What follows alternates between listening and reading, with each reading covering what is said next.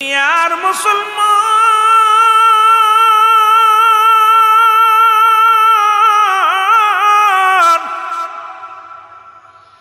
12টা বছর পূর্ণ হয়ে গেল, গায়ের গোশত শুকায়া গেল গো। চিন্তা করে আর কয়টা দিন বাঁচবো, মারা যাব, যে কোনো মুহূর্তে মারা যাব। পীরের কাছে যায় বলে, হুজুর আজ আমার 12 বছর পূর্ণ হয়ে গেল, দয়া করে বিদায় দেন। এসেছিলাম বড় সাধনা করে, এসেছিলাম বড় আশা করে, আপনার কদমের মধ্য থেকে আমি বড় আশা করে এসেছিলাম, আশা পূর্ণ হলো না।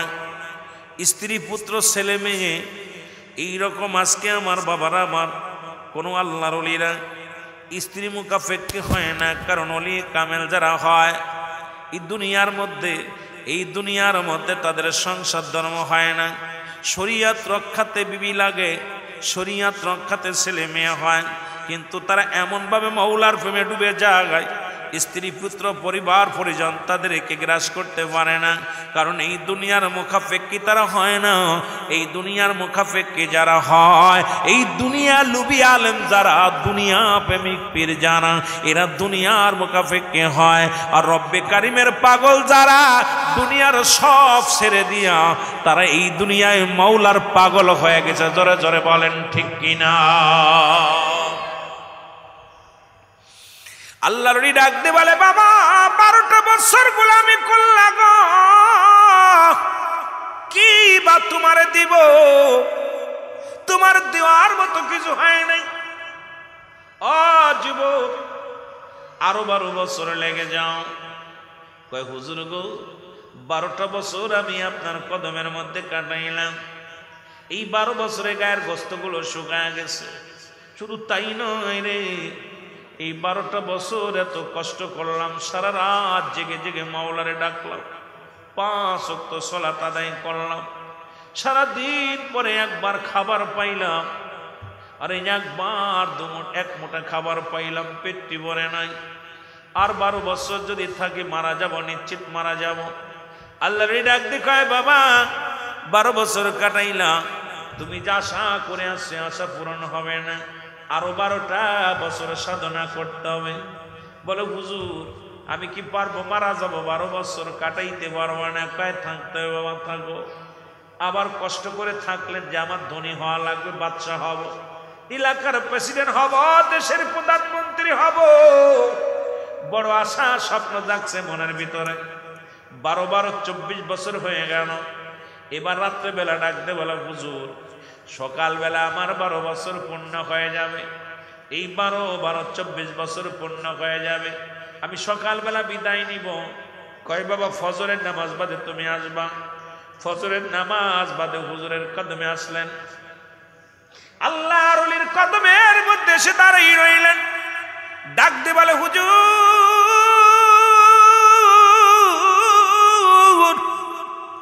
এই 12টা বছর আমি আবার কাটায় দিলাম, আমার গায়ের গোশতগুলো শুকাইলো, আমি কঙ্কাল হয়ে গেলাম। এই 12 24 বছর গোলামি করলাম, এখন যা দেবেন দেন, আমি চলে যাই। বাড়ি যে বিয়ে শাদী করি, ছেলে মেয়ে হোক, এদেরকে নিয়ে আমি সংসার ধর্ম করি। আল্লাহর ওলি ডাক দিয়ে কয়, বাবারে এই মাত্র 24 বছর থেকেই তুমি বাড়ির জন্য এত পাগল হয়েছ, কেন তুমি এত পাগলামি করো রে বাবা? এই তো সবে মাত্র 24টা বছর কাটাইলাম, কেবল তোমার ভিতর থেকে পশুর হত্যা দূর হয়েছে, মানবতা কেবল আসছে। বাবারে এই 12 24 বছর যে সাধনা করেছ, যেভাবে মাওলারে ডাকছ, যেভাবে মাওলার প্রেমে পাগল হয়েছ, ইহা দ্বারা কিছু পাওয়া সম্ভব নয়, আরো 12টা বছর তোমার কাটানো লাগবে। জোরে জোরে বলেন মারহাবা। পীরে যারে দয়া করে মোর দাদেল তার জিন্দা হয়। বলেন পীরে যারে দয়া করে মোর দাদেল তার জিন্দা হয়। আরে অকুল দরিয়ার মাঝে ডুবা নৌকা ভেসে যায়, বলেন কুল দরিয়ার মাঝে ডুবা নৌকা। দেখ না ফরিদ করিল দান, অমূল্য চকুরত ইব্রাহিম সারিয়া দিল মহামূল্য সিংহাসন। এই দপ্তরে যাইতে হলে বাবা ধন সম্পদের কোনো কিছু থাকে না, সব পিলাইয়া দিছে। শেখ পরীক্ষা চোখ দুইটা দিয়ে দিছে আল্লাহরে। ইব্রাহিম আদম বালকের বাচ্চা সিংহাসন ছেড়ে দিয়ে আল্লাহরে পাওয়ার জন্য পাগল হয়ে গেছে। আল্লাহু আকবার বলেন, আরো জোরে আরো জোরে বলেন আল্লাহু আকবার। কামেল মোকাম্মেল খুশি এটা হল ভাগ্য শশী। এই দপ্তরে গেলে ভাগ্য লাগবে, কপাল লাগবে। এই জন্য কামেল খুশি এটা হল ভাগ্য শশী।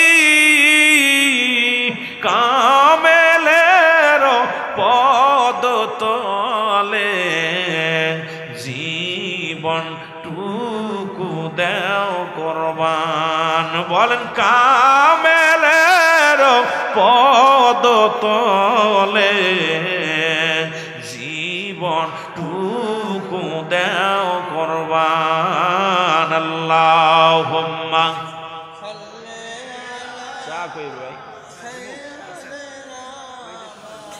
মাওলানা মুহাম্মাদ।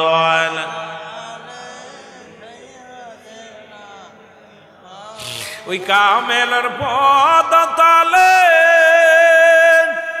যদি রে দেখিতে চাও, কামেল আলীর পদ তলে নিসার ইয়া যাও। ওরে কামেল আলীর পদ তলে নিসার ইয়া যাও। এই দুনিয়ার মুসলমান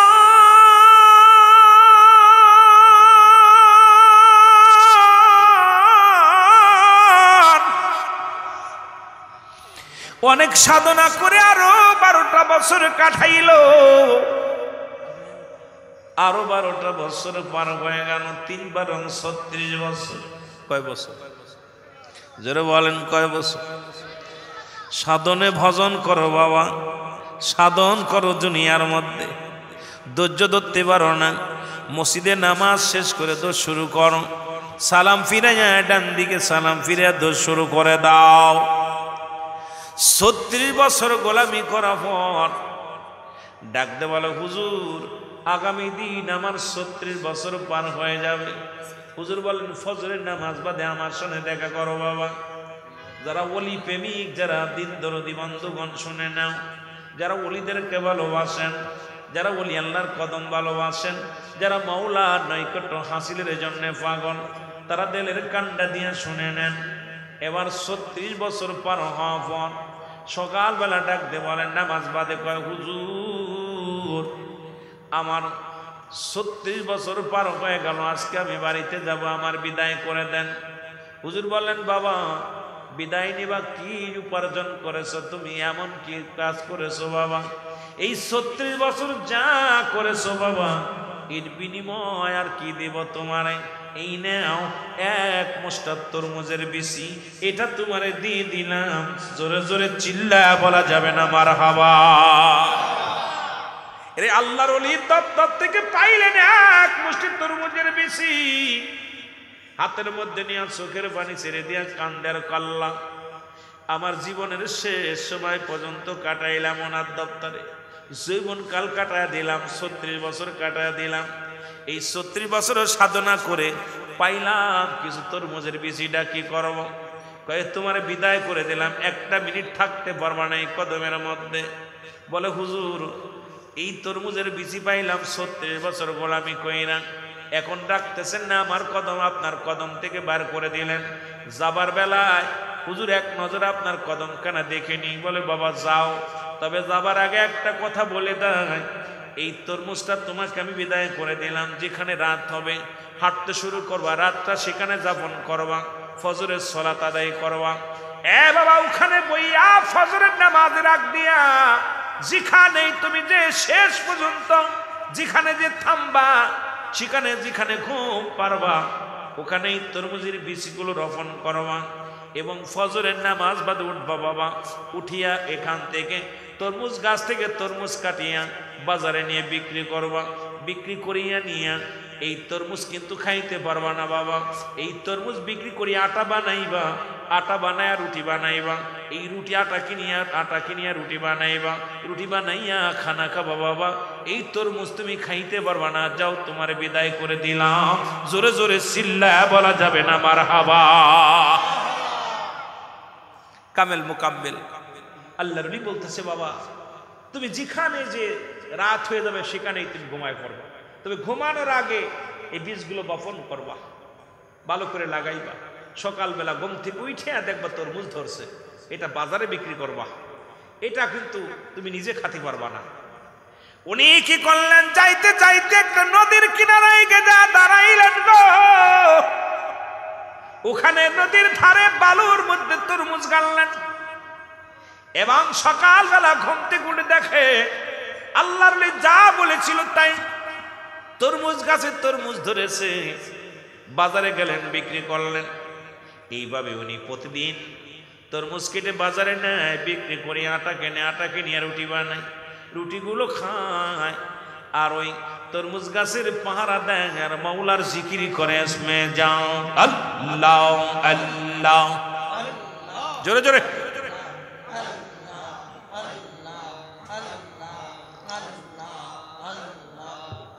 বজমা নাও মার তোমার ডুবলো বেলা, দেখনা সাহিয়া আল্লাহ আল্লাহ।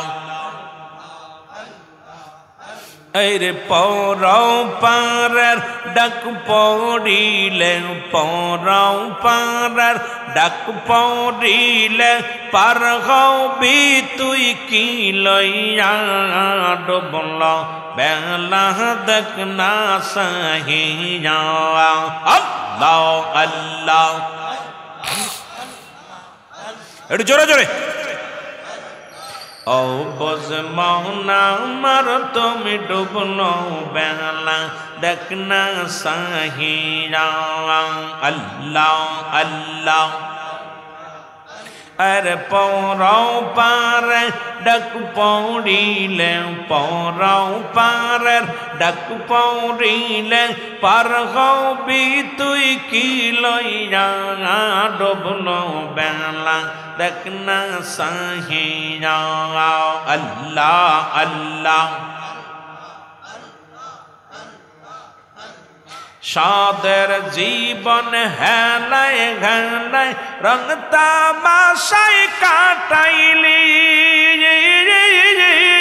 सामने चल रे बुझ मन रे अल्लाह अल्लाह बोलिया रे अल्लाह अल्लाह बोलिया रे अल्लाह बीने नहीं रे बंदो अल्लाह बीने नहीं रे बंदो पर गौ भी तुई की लइया डुबला बेला देखना सहिया अल्लाह अल्लाह ए भाईरा आमार बंधुरा आमार सारा रात भरे जिकिर करे गो सारा रात भरे रब्बे करीमेर जिकिर करे सकाल যখন হয়ে যায় তরমুজ কেটে বাজারে বিক্রি করে ওই দেশের যিনি প্রধানমন্ত্রী ছিলেন উনি উজিরকে ডাক দিলেন ওনার মনে সাধনা জাগছে চুরি করার উজিরকে ডাকতে বলে উজির দেশ পরিচালনা করলাম আমার প্রজারা অনেক শান্তিতে আছে জীবনে বড় স্বপ্ন একটু চুরি করব, জীবনে কোথাও যদি চুরির ব্যবস্থা করে দিতে পারো। খবর নাও কোথায় এমন ভালো ব্যবস্থা আছে চুরি করা যাবে, ধরা পড়ব না। উজির ঘুরতে ঘুরতে মহল্লার মধ্যে দেখে তরমুজ আলা একখানা কুড়ে ঘর বানায় না, এই ঘরের মধ্যে রাত ভরে জিকির করে। সকালবেলা উঠি না তরমুজ বাজারে বিক্রি করে, বিক্রি করি আটা কেনে, এই আটা দিয়ে রুটি বানাইয়া খায় আর মাওলা জিকির করে। উজির আসিয়া ডাক দেখায়, হুজুর পাইছি অপূর্ব একটা সুযোগ পেয়েছি, চুরি করলে কেউ ধরতে পারবে না।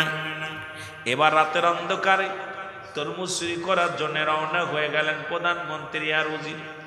যখন যায় না তরমুজের খেতে যাইয়া তরমুজটার মধ্যে হাত লাগাইছে, আল্লাহর ওলি মহান কামেল পীর ডাক দে বলে, বাবা 36 বছর সাধনা করে পাইছো তরমুজের বিচি, এক রাত্রে চলে যায়, ঠেকাও বাবা তোমার সাধনার জিনিস ঠেকাও। জোরে জোরে চিল্লায় বলা যাবে না মারহাবা। এরে মুসলমান, সঙ্গে সঙ্গে উঠিয়া উনি দেখে আমার তরমুজ ছিঁড়ে নিয়ে যায়, বাঁশের লাঠি দিয়ে একটা বাড়ি মারলেন মাথার মধ্যে। সঙ্গে সঙ্গে মন্ত্রী সাহেব মারা গেলেন। মন্ত্রী যখন মারা গেলেন উজিরি ডাক দিয়ে কয়, তুমি কাকে মারলা?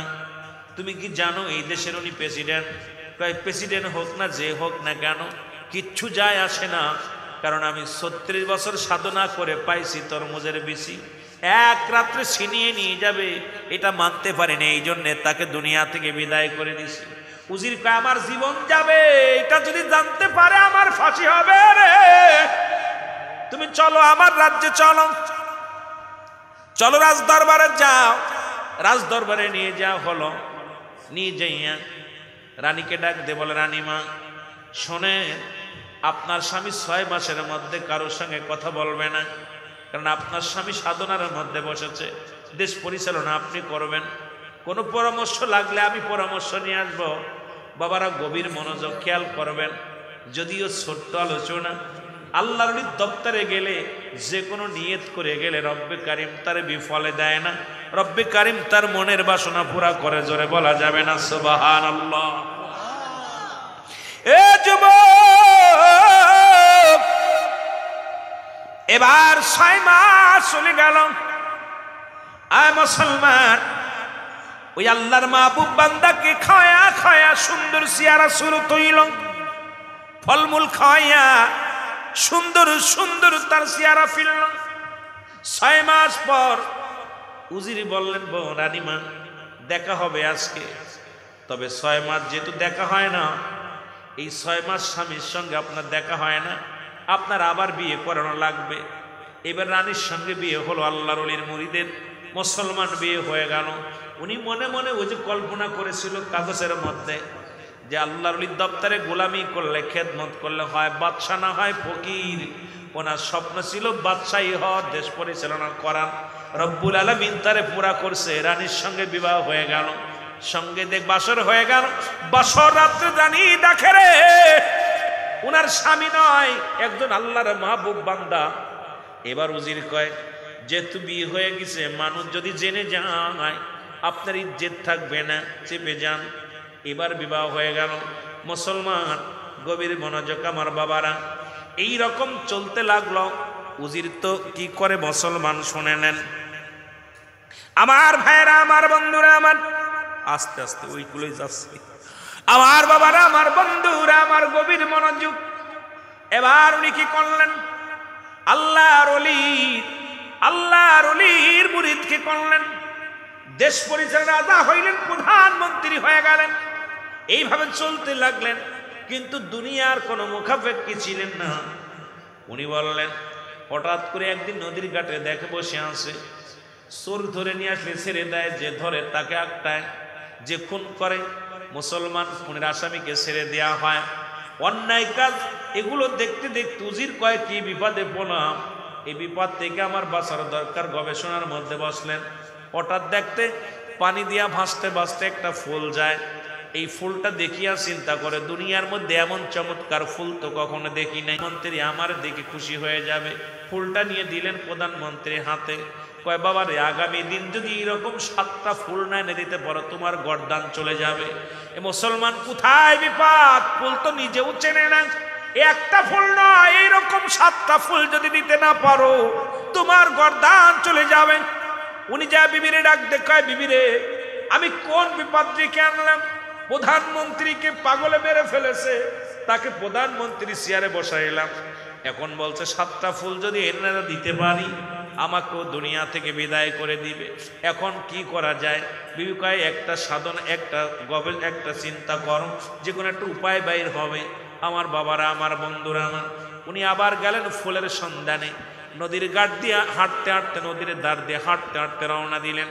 একটা করে, 2টা করে, 6টা ফুল পাইলেন। 7 নাম্বার ফুল যখন দেখতে গেছে, দেখে উপরে গাছের ডালে বয়ে আছে, আল্লাহ জিকির করে, এসমে জাতের জিকির, এসমে জাত আল্লাহ আল্লাহ আল্লাহ, আরো জোরে, কে গৌতমরা আইনা দাও গো মুর্শিদ আমারা বিপিরবি অনে বাসি বনায় আল্লাহ আল্লাহ।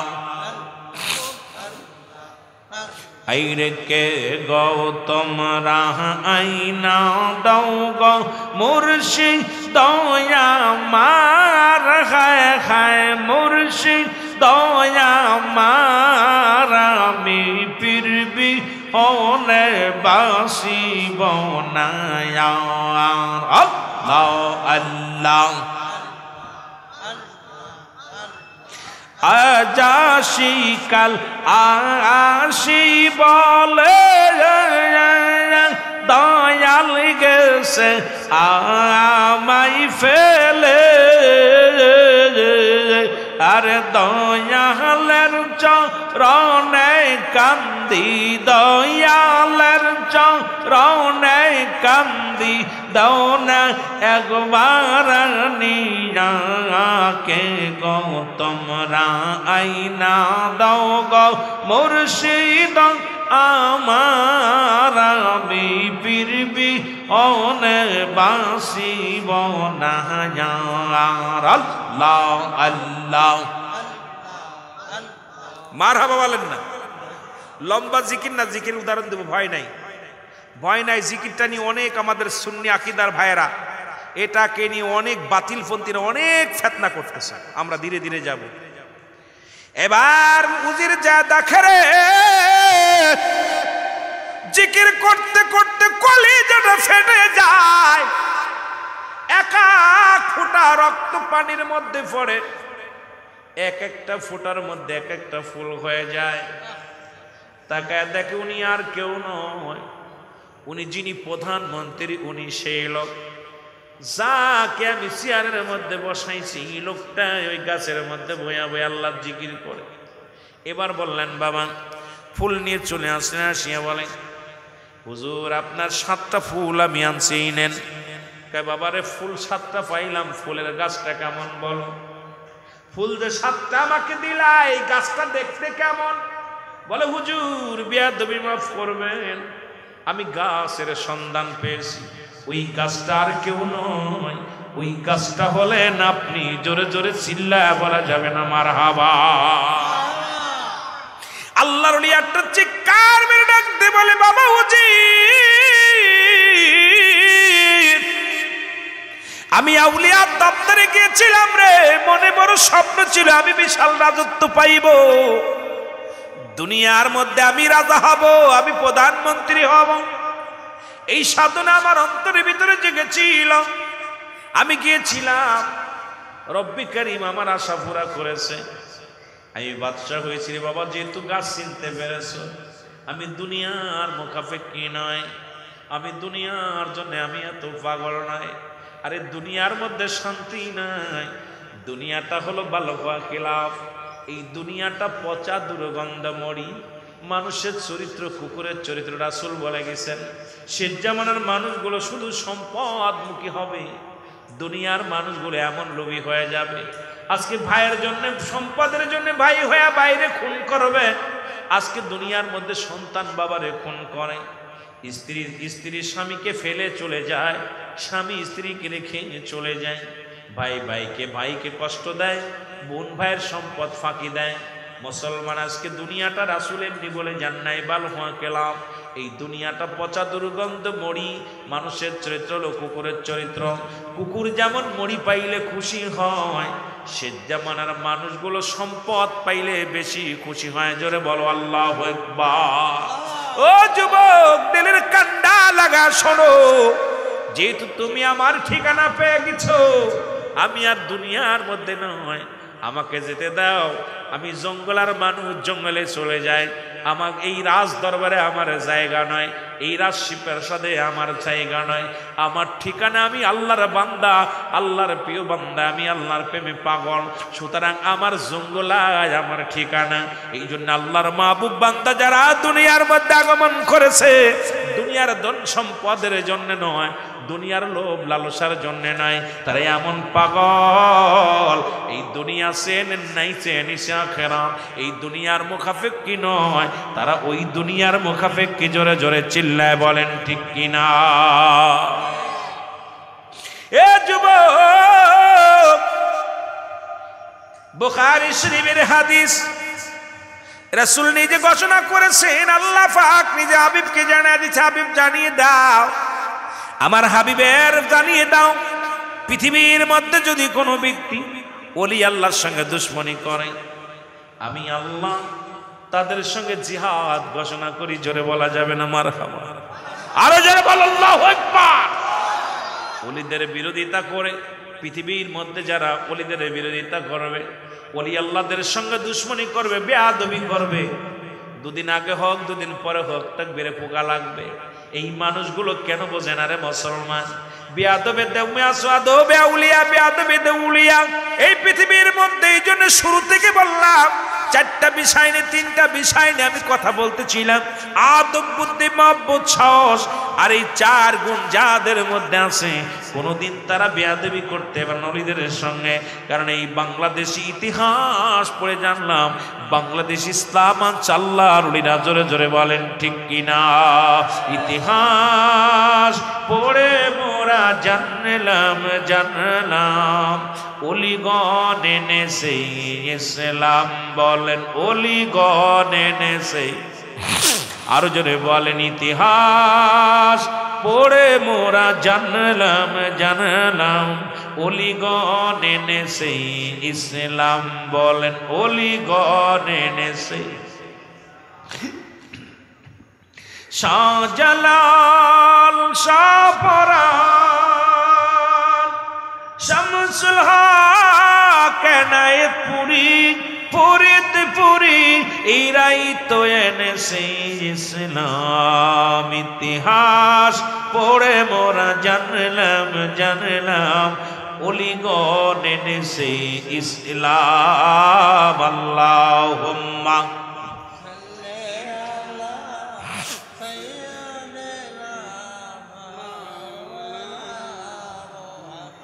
ওয়ালা আলী সাইয়্যিদিনা। আরো জোরে বলেন আল্লাহুম্মা সাল্লি আলা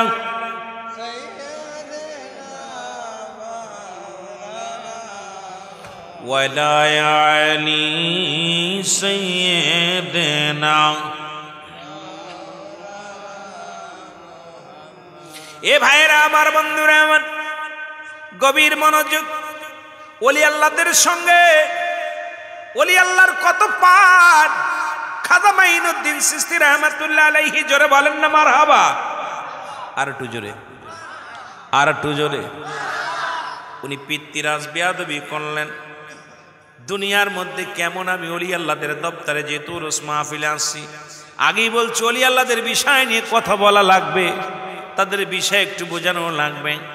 পিতৃরাজ মুসলমান শুনে নাও, ওনাকে মারার জন্য একটা পাথর চালান দিলেন। এত বড় বিশাল একখানা পাথর চালান দিলেন। আর খাজা মাইনুদ্দিন চিশতি রাহমাতুল্লাহ আলাইহি উনি নামাজের মধ্যে, ধ্যানের মধ্যে, মুরাকাবার মধ্যে ছিলেন। মারহাবা বলেন না? মুরাকাবার মধ্যে ছিলেন। বলে এখন কাকা